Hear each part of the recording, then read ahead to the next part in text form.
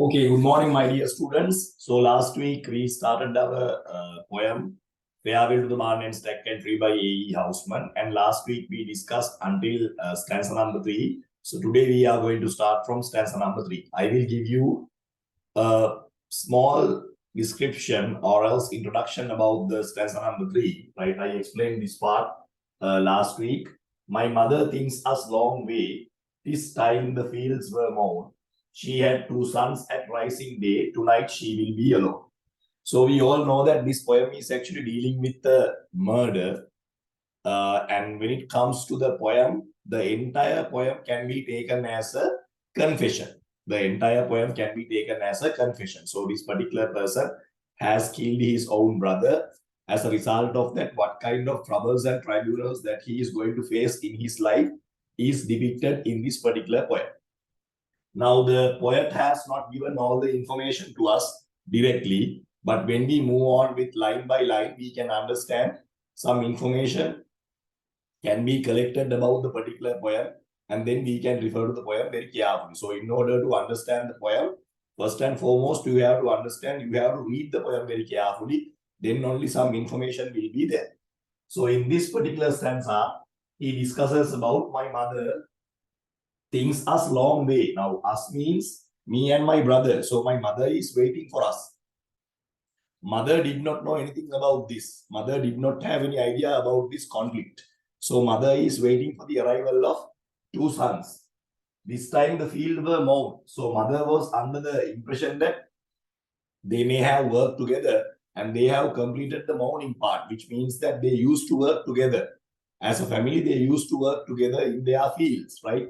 So mother was also under that impression. She had 2 sons at rising day. When the day is dawn, she had 2 sons, which means when the day dawned, she had 2 sons. But now it is not the dawn, it is the dusk. So she will be alone forever because one brother has killed another. So as a result of that, definitely the dead one will not come back. And the one who killed his own brother will never return to the village. That is the idea. I hope that you guys can understand, right? Okay, so we will move on from there. Right, so this is the explanation I have given to you. I hope that you guys can see the screen. I don't know whether you guys have completed this explanation. I hope not. So you guys can write down small information, small introduction is given about the stanza number 3 of the poem. The third stanza of Farewell to Barn and Stack and Tree continues the speaker's tale. So it continues the speaker's tale. So the speaker explains about what kind of troubles and tribunals that he faced in the third stanza. So he used to have one brother and he used to have a mother as well. But as a result of his terrible act, he is going to lose everything. He is going to lose everything. He describes his mother and her perception of the day. With these details, the speaker's crime becomes even more dramatic, right? So, inside the poem, the beauty of the poem is that the murderer has never said that he has killed his own brother, but by inferencing to the poem or else by referring to the evidence that we can find in the poem, we can clearly come to a conclusion that one brother has killed the other one. That is why he says, tonight she will be alone. She had 2 sons at the rising day, but tonight she will be alone. It turns out that Maurice was his brother. His mother is going to be expecting her 2 sons to come home tonight, but instead she will be alone forever, which means that since because one brother has killed the other one brother will not recover and the other one will escape from the place. So that is what the poet has explained here. Tonight, but instead she will be alone.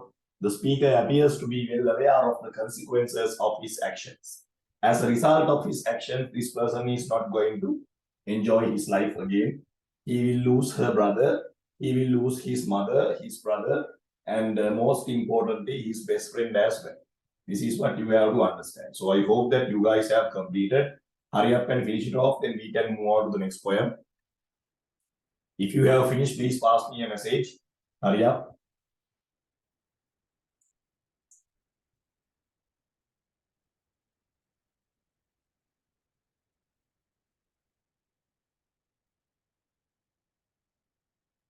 Hurry up and write down. Please pass me a message if you have finished.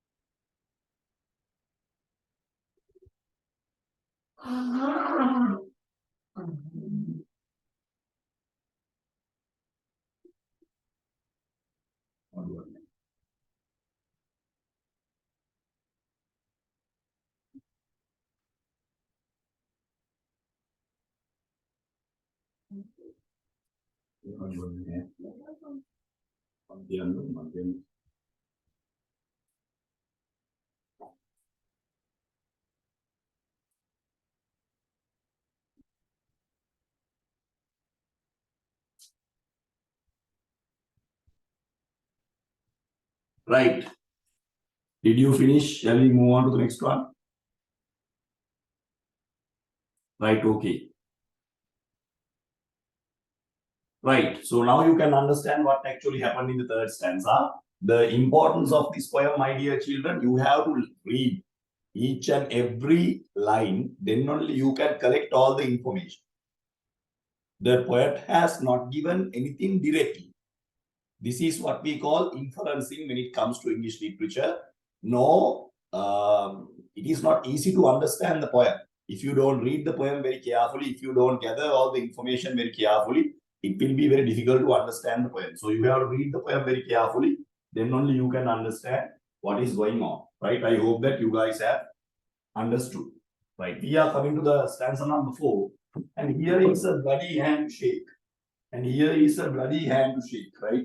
The bloody handshake means now you are going to shake your hands. The hand is full of blood, and oh man, here is a goodbye, right? Goodbye means another word for farewell, right? So this person is going to farewell now. Another hand. So here is a bloody hand to shake, a hand full of blood. So this language clearly shows us,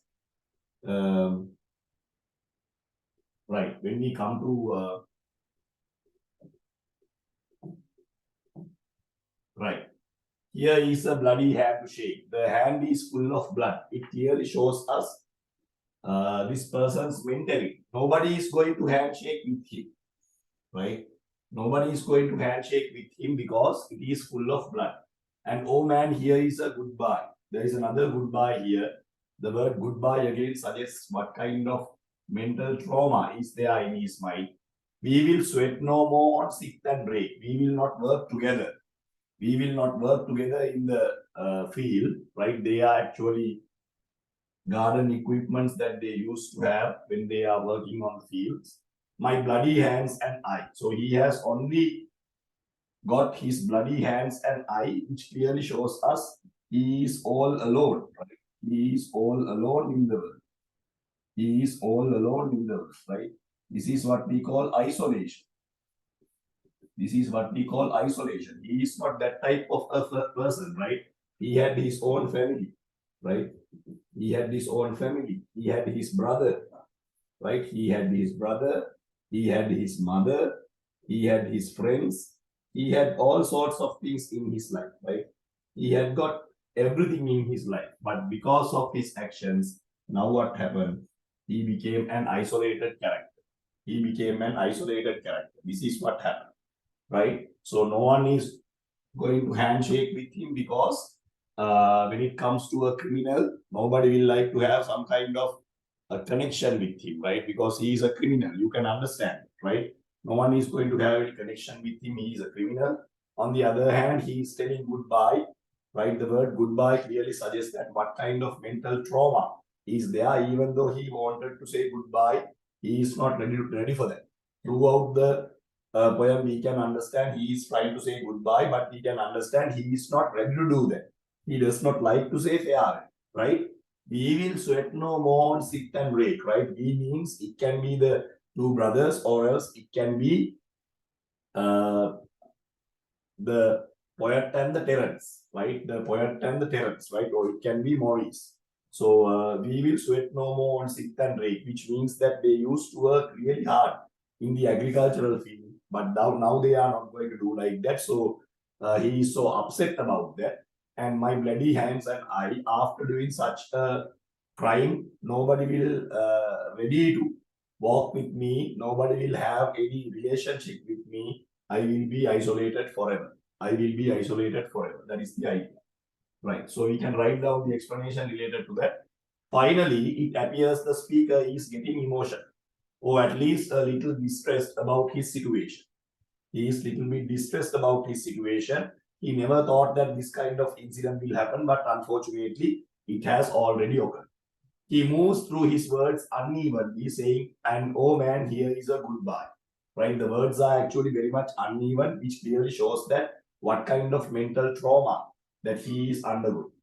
It is sinking in that he really has to leave. It is the end, right? Even though he did not like to leave, he has to leave because now he is a murderer. So definitely police will come behind him in order to capture him. So he doesn't have any alternative. He has to give up everything and he has to go. There is no alternative, right? From a goodbye to his listener, he says goodbye to the life he had before. That is important, right? Goodbye is not only for the listener, that is important. The goodbye is not only for the listener, he is telling goodbye to his previous life as well. He is telling goodbye to his previous life as well. His bloody hands are no longer going to sweat on sick and rake, which clearly shows that he has lost his identity. Now, previously, this person used to be a farmer. He worked really hard. He had a lot of relationships. He loved his rural life, right? He loved his rural life. But now what has happened? Because of his sudden action, he has lost everything. So this is the moral message provided by A.E. Housman in the poem. Because of your sudden actions, because of your actions done with provocation, you will lose almost everything. You will lose almost everything. So be very careful when it comes to taking decisions when you are emotional, when you are provocated, right? So make sure to take your decisions very carefully. That is the idea A. Houseman tries to bring in. So this person has lost his identity, this person has lost his integrity and family members and everything related to that. Right? This is the suffocation that we can understand. Right? So when you read the poem only, you will realize that.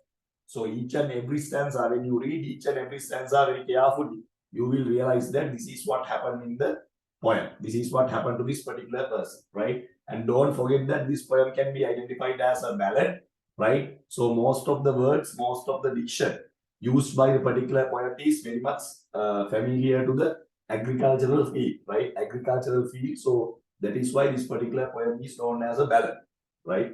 So if you have finished, you can pass me a message. Hurry up, then we will move on to the next part. Hurry up.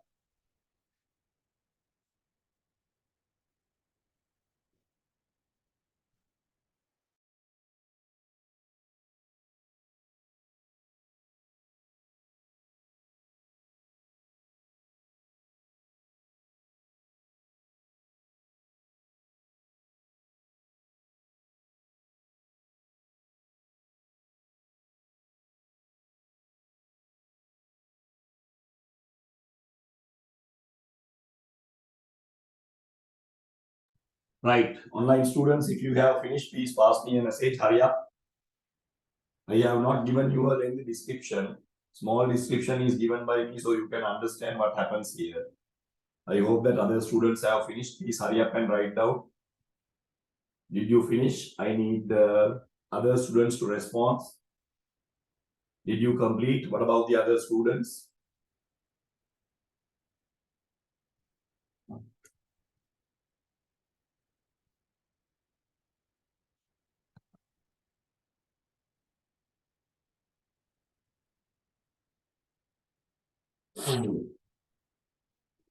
Right. I hope that most of you have finished. So we will move on to the next part. Right. Okay. Now we will move to the next part. Stanza number 5. I wish you strength to bring you pride and love to keep you clean. And I wish you luck, thumb Lamastine, at racing on the green. So this particular person is wishing good luck to his best friend. I wish you strength to bring you pride, right? So in order to live in this world, you have to live with pride and honor. That doesn't come easily, my dear students. In order to do that, you have to work hard, right? But this particular person has lost his pride. Now he has become a coward because he is known as a murderer. I hope you can understand. I wish you strength to bring you pride and the love to keep you clean. A person will be clean if that particular person found the love that he is searching for. But unfortunately, this particular person did not find that love. That is why he became a dirty man. That is why he became a dirty man. I hope you can understand, right? So this particular person explains or else gives some kind of life lessons to his best friend called Terence. What is the idea given by him? He clearly explains the fact that I and love to keep you clean, right? So I hope that you will find, but I did not find a proper love. I did not find a proper love because when you read the poem very carefully, you can understand it is about a love affair where the two brothers love the same girl. So as a result of that, when one brother got to know about this, he actually killed the other one. So he says, I became this type of a person because I did not find clean love, love to support me, right, for my day-to-day activities. But now I wish you good luck. Sometimes you may find that, right? You may find that. That is something very much important. And I wish you luck. I'm going to wish you good luck. Come Lamastide. Lamastide means the harvesting season. Lamastide means the month of Lammas. Month of Lammas means after the month of August, month of Lammas will be there. That means the harvesting season. At that time period, most of the farmers are really happy because they are going to sell their harvest and they will have a lot of money, right? After working really hard for 6 months, they are going to sell their harvest. So at that time period, it is actually a festive season, right? A festive season where most of the farmers will be happy at that time period. But unfortunately, this particular person is going to miss that Lamastide period because he cannot stay in this village. He has to escape because he is a murderer. So even in stanza number 5, we can understand the mental suffocation. The mental suffocation that he went through at racing on the green. So the green color clearly represents you the prosperity. So the prosperity is about to appear. After 6 months of hard work, the prosperity is about to appear. You can sell your harvest and you can earn money. But unfortunately, he can't wait until that moment because he is a murderer. So he has to escape from this particular place. So he has to escape from this particular place. So even in stanza number 5, you can understand this person is giving a moral message to his best friend. Make sure to have strength, make sure to have pride, but make sure to keep those things with you. In order to have those things, you have to be clean. In order to be clean, in order to be mental, in order to achieve that mental happiness, you have to have a clean mindset. That clean mindset will not be there if you did not find a better lover or else a better partner. So be careful in that. I did not find one. So I hope that you will find. I did not find one, but I hope that you will find. That is the idea actually given by him, right? So I hope you can understand. Here, Lamastide is not the name of the girl. So I have seen that some of the students are coming with the idea that Lamastide is the name of the girl. So it is not the name of the girl. Lamastide means the Lammas period, or else we call the harvesting period after the month of August, right? That is what we call Lammas or Lamastide. Right, so let's go to the explanation. I hope that you guys can see the screen. You can write down. In the 5th stanza of Farewell to Barnard's Second Tree, he speaks to the listener Terence, telling them that he wishes him well. He is going to wish him good luck. He hopes this other man will find a love to keep you clean. This is likely a reference to romantic love or perhaps a passion in life to keep him out of trouble. Now, he openly says that I faced this kind of trouble because I did not find a proper love affair or else a proper girl, a faithful girl rather. obviously the speaker did not have this feature in his life to keep him clean. That is the idea. So he is actually dirty. According to him, he is dirty because he did not find a proper faithful love. Now he is giving this message to his friend, saying that I hope at least you will find true love. I hope at least you will find true love.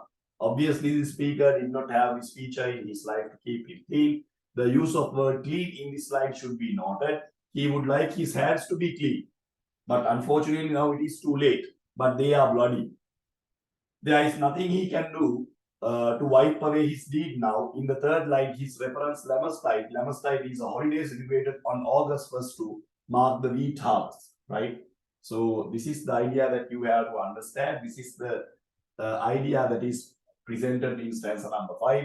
So he is very much sad about the actions. He is not clean now. Not only his hands, he is guilty conscious. He has killed his own brother. His mother will never forgive him. His family members will never forgive him. The village will never forgive him. He has lost his identity. Previously, he used to be a farmer. Now he has become a murderer. So a lot of changes actually occurred in his life within 24 hours. Within 24 hours, a lot of changes occurred in his life.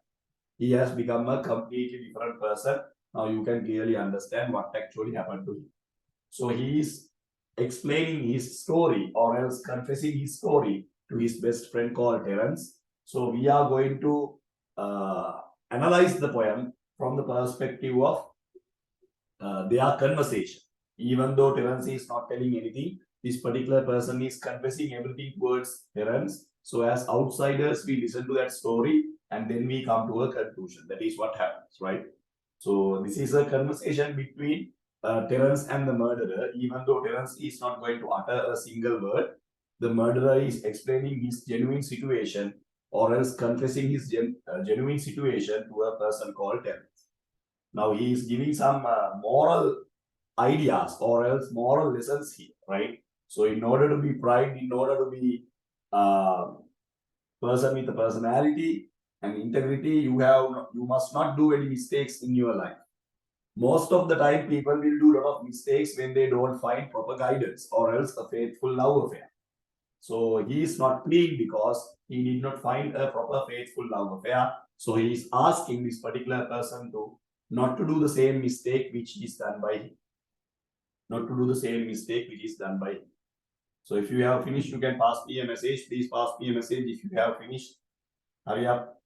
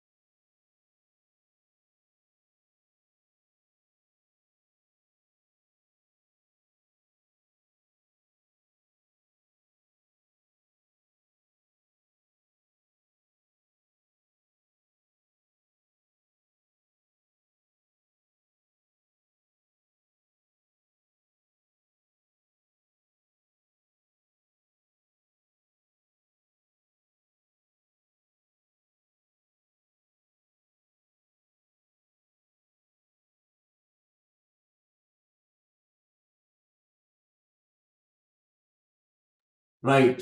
Now, I hope you can understand the poem. When you read the poem very carefully, you can understand each and every stanza gives you more information about the situation or else what has actually happened. That is important, right? So entire poem, Farewell to the Barn and Stack and Tree is a poem which can be identified as an elegy because it has a sad ending. That is number one. This is a revision class, so you have to remember these things, right? Number two, it is a confession. The entire poem can be taken as a confession. On the other hand, when it comes to the poem, it clearly belongs to the category of ballad, right? A ballad means a poem or else a certain song that is actually used when it comes to the agricultural field, right? So you can see number of words related to the agriculture is actually used here. Farewell to the barn and stack and tree and everything. So when we read the poem, we can understand one of the major techniques used by the poet is ambiguity. What do you mean by ambiguity? We can have different perspectives, different interpretations can be given about the poem because nothing has said directly. So we have to find out the details, find out the information, then only we can understand what has actually happened. Right, okay. So we will move on to the last line. Long for me the rick will wait, so long will wait the fall. Rick and fall also explains us the fact of this agricultural background, or else we call these agricultural equipments, right? Equipments that we use to engage in garden work. And long will stand the empty plate and dinner will be cold. So that is nice. Long will stand the empty plate. The empty plate will be there for a long period of time because nobody will come to share the food. It is not actually the action of taking the dinner, right? It is actually the collectiveness of the family, the unity of the family. Because of his actions, that unity was broken, that relationship was broken, that trust is broken. Can you understand? Because of his actions, so many other problems occur. A mother has lost his son. A brother has lost his brother. A friend has lost his companion. A, a village has lost a farmer, right? So a lot of problems occurred because of his action. So even in the last stanza, we can identify what kind of suffocation that he undergoes because of his action. Long for me, the rick will wait. Long will wait the fall. Rick and wall will wait for a long period of time. I will never be able to touch these agricultural equipments because from today onwards, I will be a murderer. The society will categorize me as a murderer, whether I like it or not. The long will stand the empty plate and dinner will be cold, right? I won't be able to share my dinner with my mother. I won't be able to share my dinner with my own brother because of sudden action that I have done. He never wanted to kill his own brother, but it actually happened suddenly. That is what we call provocation. He was really angry and he never thought what kind of action that he's going to engage in. So, however, he stabbed his brother and later he realized that he has done something wrong. But at that time, it is too late. At that time, it is too late, right? He has already done the action. So this is what you can understand. Long for me the rick will wait, and long will wait the fall. So it clearly shows that what kind of suffocation that he undergoes because he has lost his identity, his integrity as a father. He has lost all these things, and long will stand the empty plate, and dinner will be cold. We will go to the explanation. In the last four lines of Farewell to Barn and Stack and Tree, the speaker tells the listener that the rick or stack of hay is going to wait for him. It will be there in the field forever now, as his hands will never touch it again because he is a murderer. He can't face the society now. He has to escape from this particular village. The same can be said for the foal, the empty plate at his mother's kitchen table and the food on the plate. It will soon be called a fold is a reference to a pen or enclosure in which animals are kept. So he is going to miss all these things because of actions done by him. Because of the terrible actions done by him, he is going to miss everything in his life.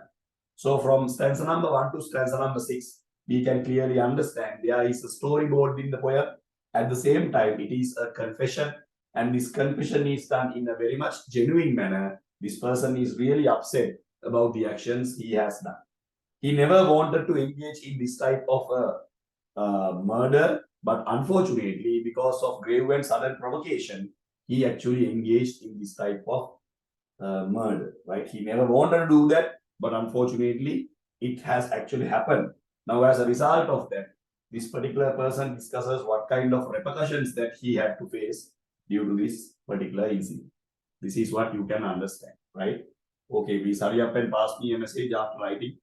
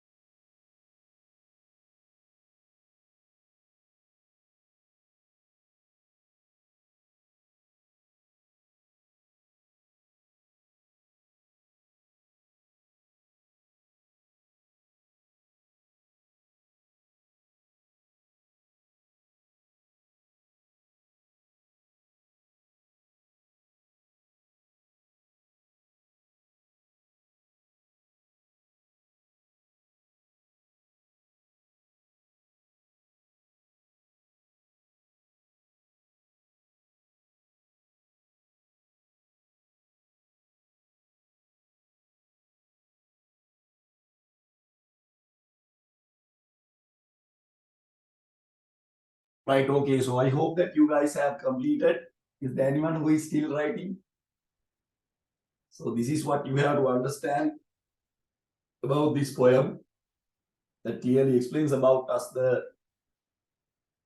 repercussions or else the negative results that you have to face when you are having this kind of action. So make sure to be mindful when it comes to your action. If you are not mindful, other people will take the maximum advantage of that and you will have to suffocate as well. This is what happens, right? So this person never thought that he will face this kind of incident, but later only he realized that because of his sudden actions, not only him, but also other people are also going to suffocate, right?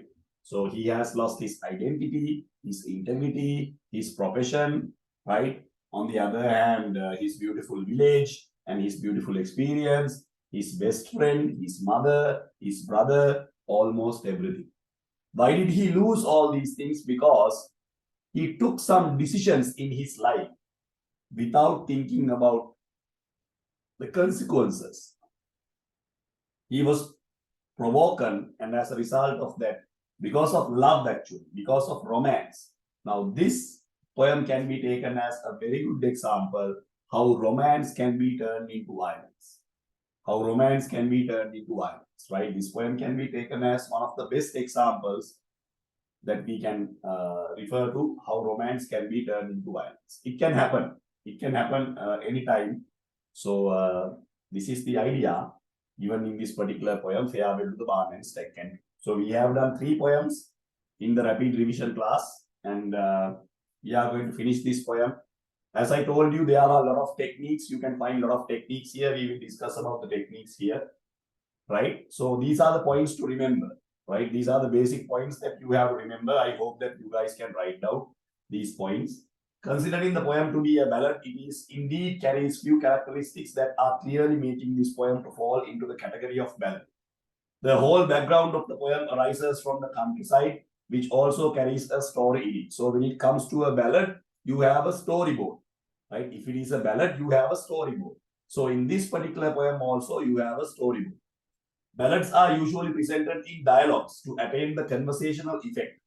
Now, this is actually a dialogue, even though Terence is not responding to this particular fellow. This can be taken as a dialogue because he is confessing his idea to a person called Terence. Who is Terence? Terence is his best friend, right? So this entire idea can be taken as a dialogue. That is a very much special feature when it comes to ballads. We could also call ballads to be short stories in verse, which is obvious in the poem. It is a short story, right? How they used to work together, how they used to eat together, how he used to work hard, right? So all these things are indirectly expressed in the poem. So it is actually a narrative poem. You have a narration as well. You have a storyboard as well. That is what we call narrative poem.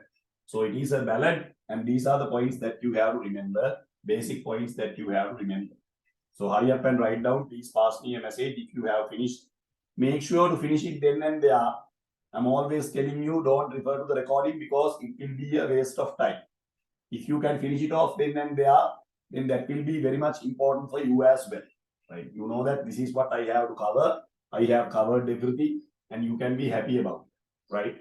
So up to now, we have completed 3 poems. We completed Eagle by Alfred Lord Tennyson. We completed To the Evening Star by William Blake. And this is the third poem, Farewell to the Barn and Stack and Tree by A.E. House, right? So in this rapid revision class, we try our level best to complete the entire set of poems and the short stories and 2 dramas. It will be a difficult journey, but we will try our level best, right? So we will provide you the notes, but we will not discuss target questions because target questions will be discussed in the paper class separately. So as a result of that, I am not going to target any questions from this particular poem. I am going to discuss the poem and the main features of that particular poem because I am under the impression that you have already learned these poems in your grade 10 class. This is actually a revision, right? This is actually a revision. So you can write down, hurry up. So the key features, key characteristics are given here, which are related to the ballads. So this poem can be taken as a ballad as well as an elegy. Elegy means a poem with a sad ending, right? That is what we call elegy. So hurry up and write down, pass me a message if you have finished. Hurry up.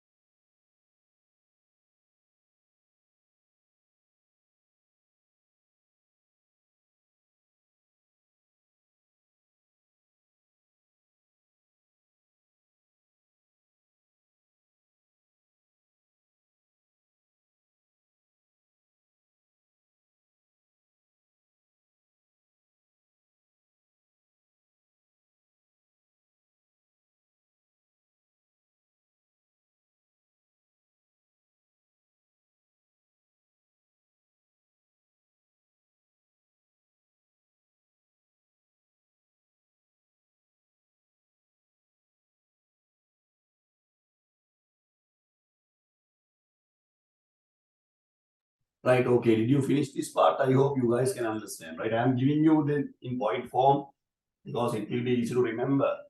The extensive use of colloquial language could be counted as another point, that the reason being that ballads have been passed down through the generations orally, right? So colloquial language, the language is very easy to understand, very simple language. We don't have archaic language or biblical allusion here, right?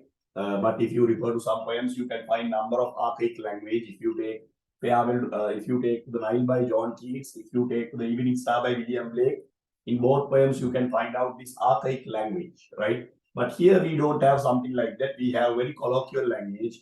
Anybody can understand. The poem is very simple. On the other hand, each stanza is set in the four lines arrangement. Basically, we have four lines in one stanza, and we have a very beautiful rhyming scheme as well. A B A B C D C D E F E F rhyming scheme is there because when it comes to these ballads, most of the people, most of the farmers, they used to recite them when they are working hard in their fields. So, in order to recite them, definitely they must have some kind of rhyming pattern. Otherwise, it will be very difficult for them to recite it.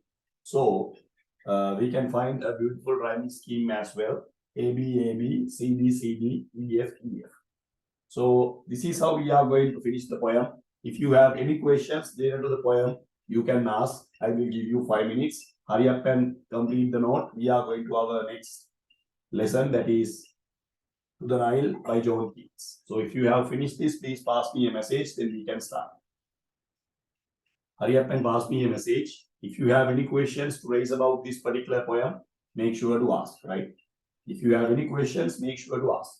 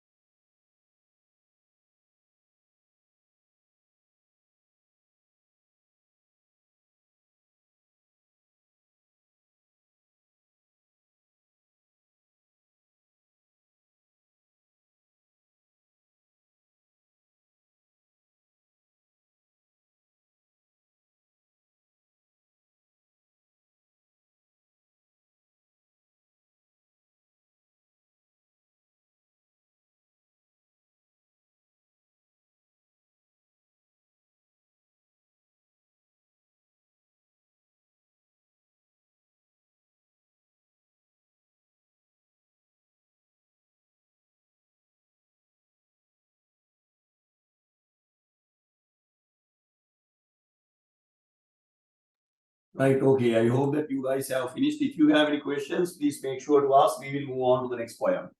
So I told you what are the basic things that you have to remember when it comes to this poem. Payable to the barn and stack and tree is actually a confession. It can be taken as a ballad. It can be taken as an elegy. So it provides you the moral message that sometimes too much of romance can be turned into violence. And you have to be very mindful about the actions that you are going to do, especially when you are too emotional, especially when you are too much provocated. So you should be very careful, right? Otherwise, you will not understand the consequences. So most of the time for your ordinary level examination, that type of question will be there. So make sure to get ready. Romance can be turned into violence, or else because of sudden provocation, number of problems can occur in your life, right? So if you have any questions, please ask. So we are going to finish the poem. All the recordings I have provided, you can move on with whatever the questions that you have. Can't we consider this as an archaic language? This is not archaic language. It is known as ellipsis. Ellipsis refers to it is, right? This means it is. So sometimes you can omit certain words. That is not archaic language. This means it is, right? So instead of using the word it is, the poet has used the word this, right? So that is what we call ellipsis. Ellipsis refers to you can omit certain letters of a certain word in order to give the same idea. That is not archaic language. That is wrong, right? If you have any questions, you can ask. Shall we move? If you have any questions like that, you can ask. Please. If you have any questions, please make sure to ask. Right. Others, I will give you 5 minutes regarding the language, regarding the theme, or anything that you can, if you want to discuss, you can ask, right?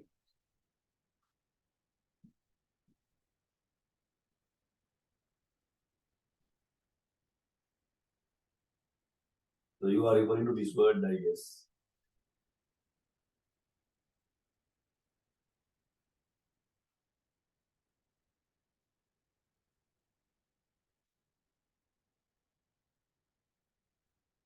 Right. So you are referring to this word, I guess, right? This means this is not archaic language, right? This is not archaic language. This is known as it is, right? This is it is. That is not archaic language. That is what we call ellipsis, right? That is what we call ellipsis. In Sinhala, we call that lopaya. Lopaya. Lopeno කියලා කියන්නේ. ඕගොල්ලෝ කරලා ඇතිනේ මේ ඔය මොනවාද ඒකට කියන්නේ. When you are connecting two words in Sinhala, you have a lesson for that.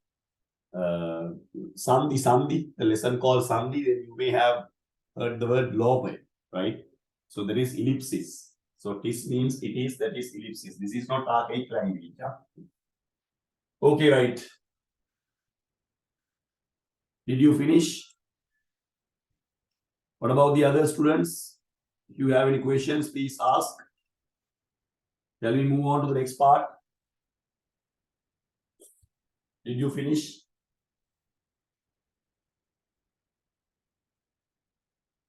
If you have any questions, you can ask.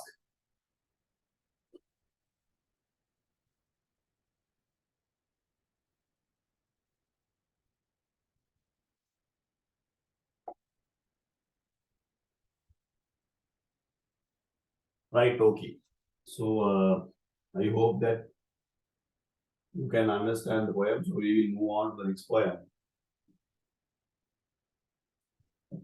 So we are going to start our fourth poem in this class. This poem is known as To the Nile by John Keats. So this is also a very important poem when it comes to the syllabus. To the Nile is a poem which explains about us the idea of sonnet. First and foremost, in order to understand this poem, you have to have a very good understanding about sonnets. First and foremost, you have to understand what do you mean by a sonnet. And when you take John Keats as a poet, who is known to be one of the most influential poets when it comes to English literature, who belongs to the romantic category, who lived a very short period of time. He lived only 24 years and he died due to tuberculosis. Not only him, but also his family members also died due to tuberculosis. And even though he lived a very short period of time, the contribution that he has done for English literature is immense, right? An immense service, contribution is done by John Keats as a very young poet. So this poem is a very popular poem when it comes to English literature, where we have octave and sestet. And first and foremost, it is important to get some idea about this structure of this particular poem, which is known as a sonnet, right? So today we are going to discuss about that particular poem. So let's first and foremost get some understanding about the poem, right? Okay, so we will move on. Right. So we are going to start with John Keats. The poet is very much important who belongs to the second generation of Romantic poets. He was actually born in 1795, 23rd of February, um, the 31st of October 1795, and he died actually 23rd of February 1821. Was an English poet of the second generation of Romantic poets with Lord Byron and Percy Bysshe Shelley. So they were his contemporaries. His poems had been a publication for less than 4 years when he died of tuberculosis at the age of 25. They were indifferently received in his lifetime, but his fame grew rapidly after his death. So most of the poems written by uh, John Keats, we can clearly understand he was about to die. When he was writing most of the poems, he was about to die, right? So we can clearly understand that impermanence. Most of the poems written by him, we can clearly understand the characteristics of impermanence, right? So he understood that all these things are impermanent. Nothing is permanent. We are going to die because he was at his deathbed. When he was at his deathbed, nobody was there to take care of him. Even his girlfriend left him. Even his girlfriend left him. He was 23 or 24 years of age, very young poet. So at that particular moment, he wanted to transcend whatever the pain that he received in his life, and he wanted to combine them with most of the natural elements, right? If you refer to most of his poems, you can understand he has used a lot of natural elements like birds, rivers, trees, and a lot of elements which are relevant to environment. That is why he is known as a romantic poet. Romantic poet doesn't refers to he is a poet who always wrote about love. He wrote about love, that is totally different. Romanticism refers to this kind of poets, they wanted to escape from the reality. He suffocated from pain, so he did not like to live as a painful patient. He wanted to escape from that pain, escape from that extreme agony. He was suffering, right? Nobody was there to help him. So he suffocated himself. So the poetry was his only relief. Poetry can be identified as his only relief. So he wrote a lot of poems and he combined whatever the pain that he had undergone in his life because of this tuberculosis into his poems, right? So most of the poems are based on natural elements. At the same time, he understood the reality of life as well. When he was about to die, he realized that nothing is permanent, right? These points are very important. So hurry up and write down. If you have finished, please pass me a message. These information are very much relevant, right? So very much important. Please make sure to write down these information, very much important.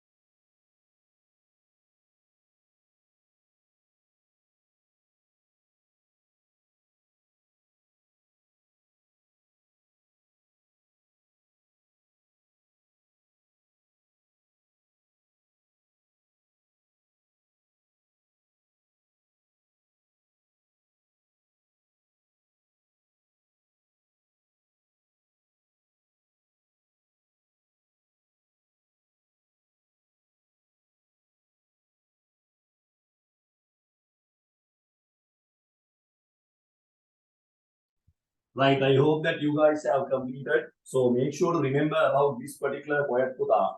There are some poets who are very special than the other poets. But if you take this type of poets, they are very much special. You have to pay your attention because he belongs to the category of romanticism. Why romantic poets are very much special because they wanted to escape from the reality. So most of the time they wrote the beauty of the environment. They took certain elements of the environment to most of their poems. That is one of the key features that you have to remember. If you take John Keats as a poet, he was a very young poet. He died from tuberculosis. That type of information is very easy to remember. And he lost his girlfriend as well. So as a result of that, he understood he is going to die. So most of his poems he wrote on his deathbed, referring to the reality of life, right? Whatever the beauty, whatever the happiness that we experience in our day-to-day life, all these things will be faded away, right? That is what we call reality. Right, okay, so I hope that you can understand. So we will go to the poem. So this poem can be identified as a sonnet. So basically, when it comes to a sonnet, we have two types of sonnets when it comes to English literature. We have Petrarchian sonnet and Shakespearean sonnet. A sonnet is actually having 14 lines. Most of the sonnets, they have 14 lines, right? So if you take Shakespearean sonnet and Petrarchian sonnet, they both have 14 lines. But there is some kind of difference when it comes to rhyming scheme, when it comes to a Petrarchian sonnet and Shakespearean sonnet. So the Nile by John Keats belong to the category of Petrarchian sonnet. This is very important, right? So why it is known as a Petrarchian sonnet? Because we have the rhyming scheme of ABBA, ABBA, CD, CD, CD, right? So the last three lines we have ABBA, ABBA, right? So we have CD, CD, CD. So altogether we have 14 lines. This is the rhyming scheme of Petrarchian sonnet.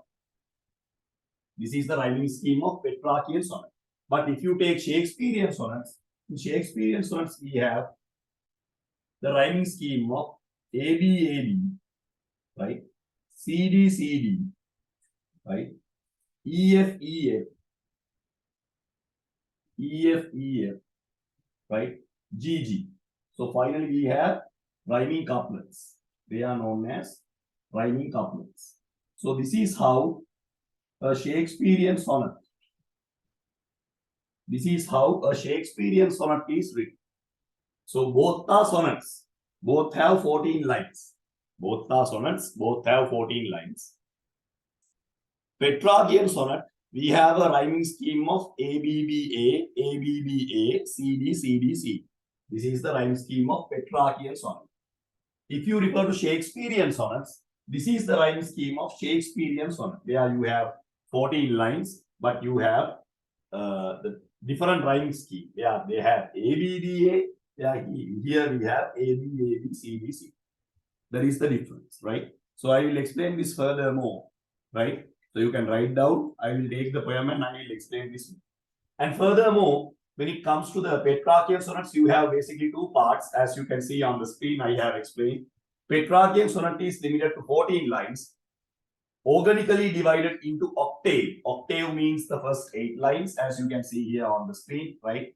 First 8 lines rhyming ABBA, ABBA, and assessed 8 lines, 6 lines with several rhyming schemes were permitted. This is the next 6 lines that is actually created CD, CD, C. Right? So if you have finished, please pass me a message.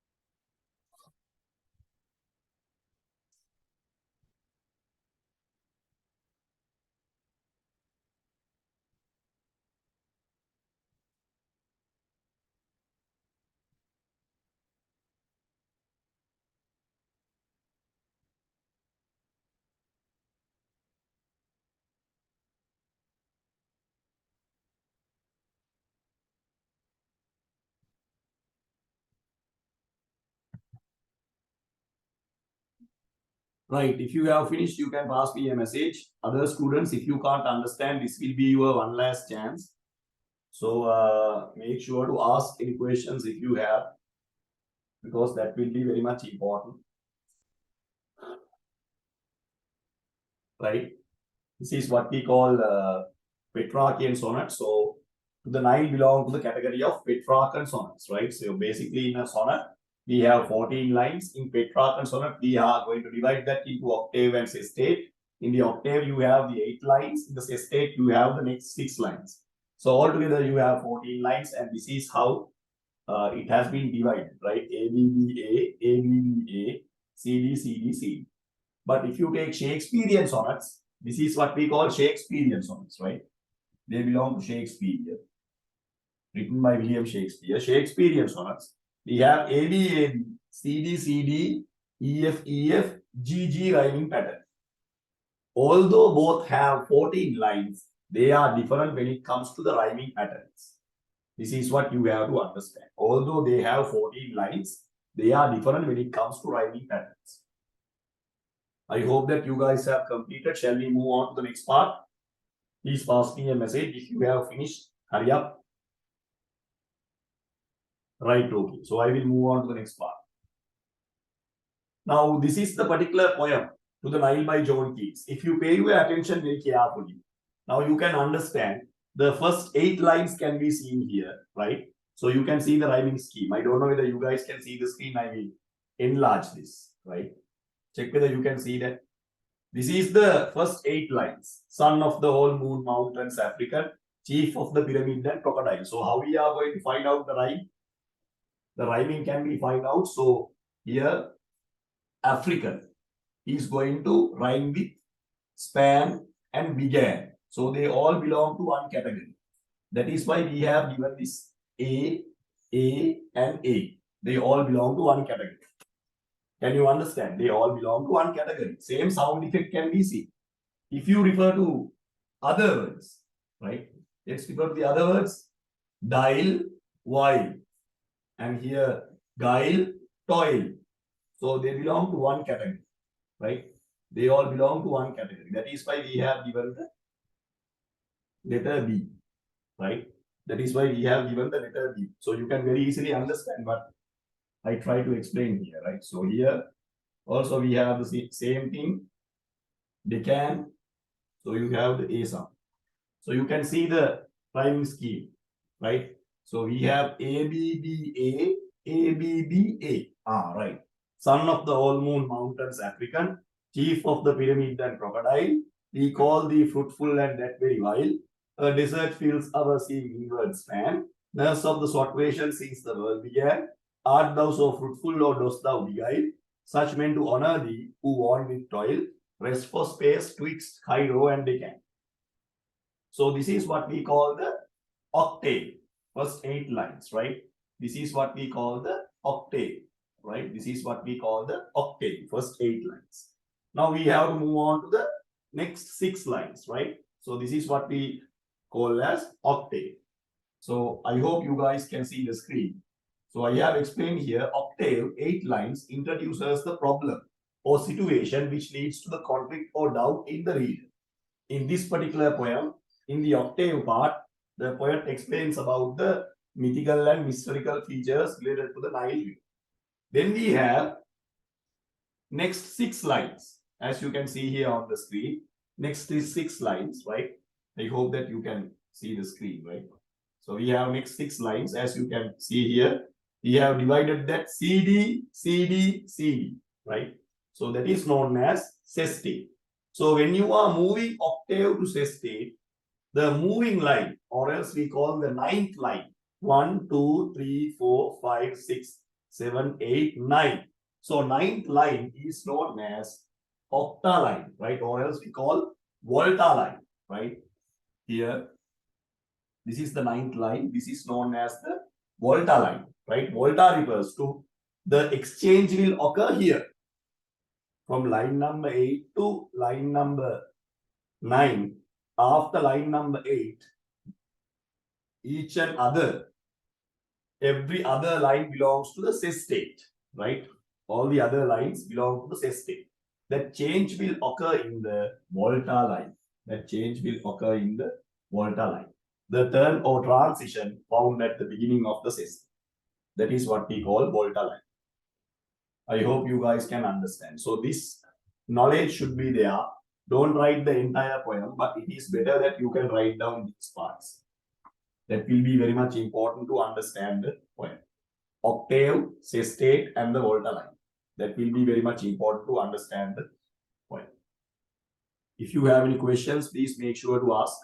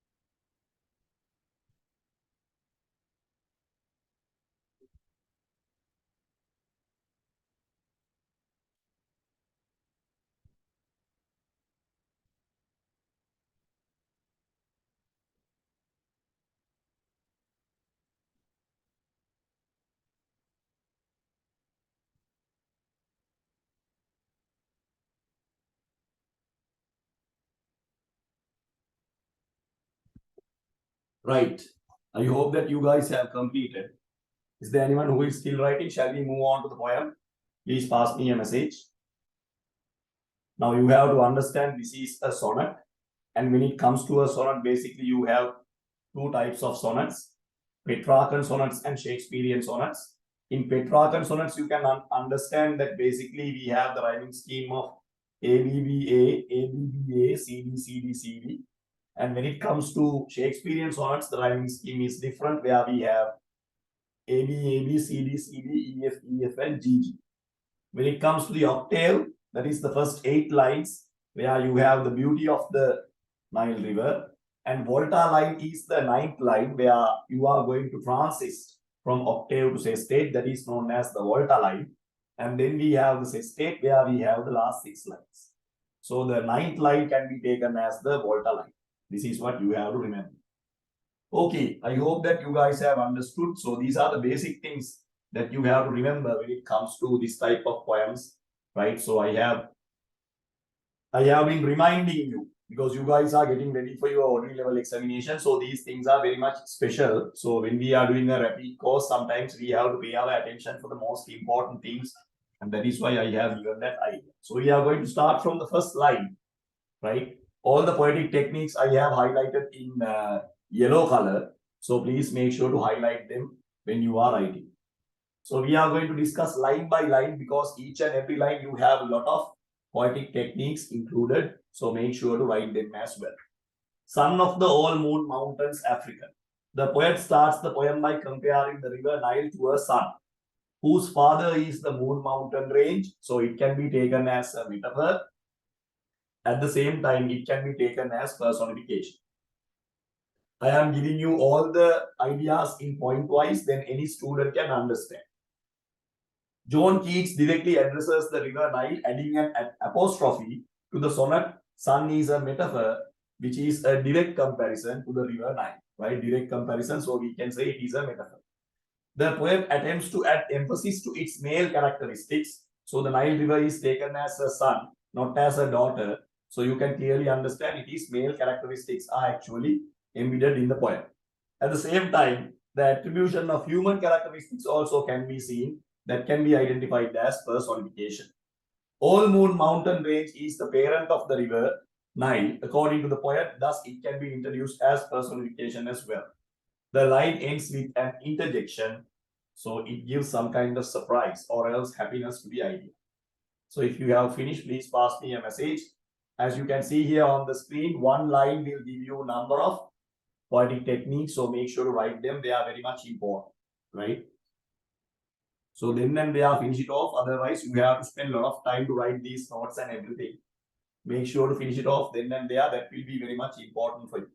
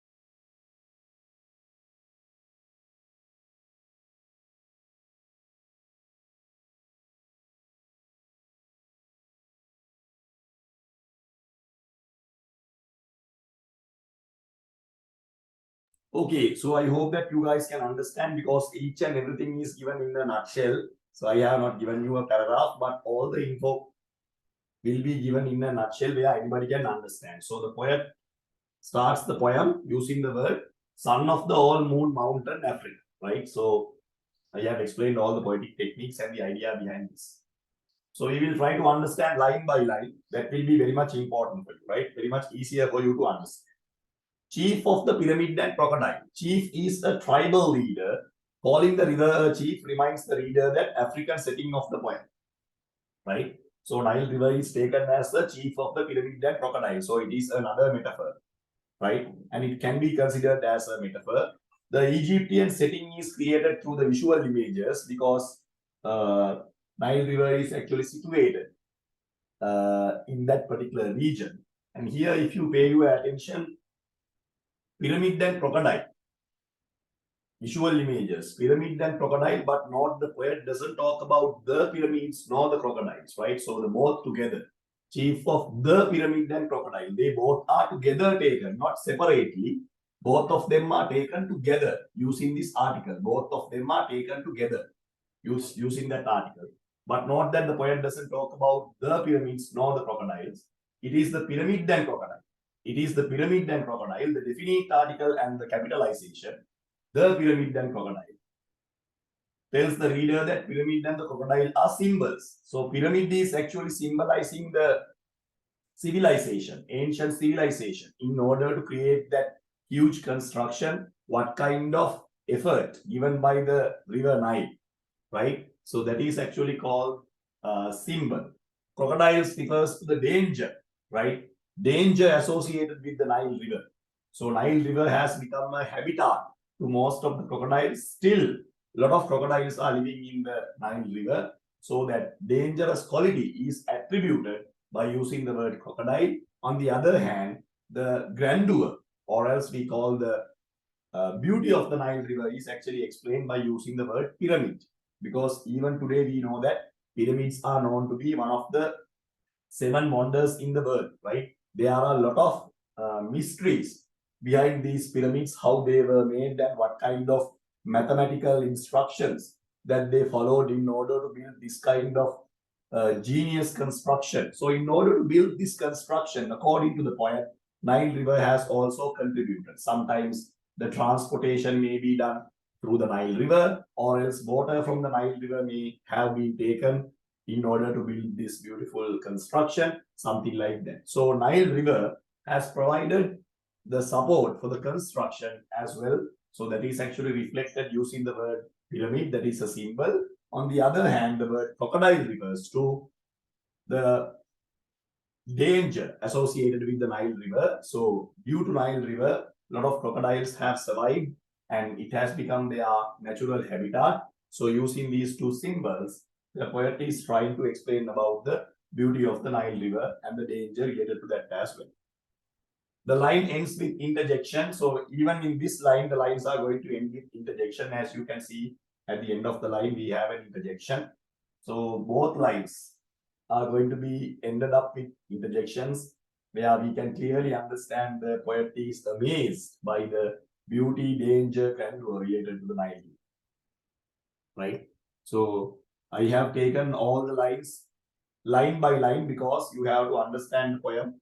Here we have a lot of different types of words which belong to the category of archaic language, right? So if you have any questions, you can ask. The information is given in a simple format where anybody can understand. Very simple, very formal. Anybody can understand this, right? Simple as that.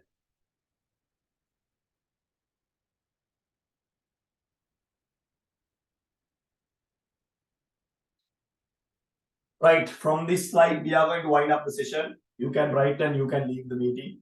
So we are going to meet next week to discuss target questions. I think we have to write vendor of sweets, if I am not mistaken. And we have discussed chapter number 6 and chapter number 7 in vendor of sweets. Hopefully, we will finish vendor of sweets within next 2 months and we can go to the target questions as well. And revision class will continue. Most probably, we will be able to finish this poem next week and we will start the next poem in the syllabus. So this is actually a rapid revision course. So before coming to the class, I am under the impression that you guys have completed the syllabus. So if you have not completed the syllabus, this will be your only chance. So please make sure to complete your notes and please make sure to join the class and complete your work. So then and there, finish it off. Don't wait for the recording. Make sure to complete your notes. Make sure to write fast. All these things will equally contribute for your success. So thank you so much. Have a great day.